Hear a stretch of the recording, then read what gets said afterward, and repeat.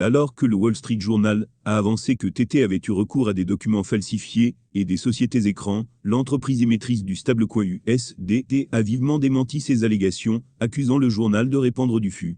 Cette semaine, nos confrères du Wall Street Journal alléguaient que TT, la société émettrice du stablecoin USDT, aurait eu recours à des documents falsifiés et des sociétés écrans. Le journal prétend que fin 2018, les entreprises du groupe avaient du mal à rester connectées au système bancaire et auraient ainsi fait appel à des intermédiaires obscurs pour contourner le problème. Ainsi, selon un e-mail qui aurait été consulté par le Wall Street Journal, un trader de TT basé en Chine aurait établi de fausses factures de vente et de faux contrats pour chaque dépôt et retrait. Le dit e-mail aurait également indiqué qu'il fallait alors cesser ces pratiques jugées trop risquées. Le conditionnel est important, car ces accusations manquent de détails concrets et ont d'ailleurs été contestées par TT.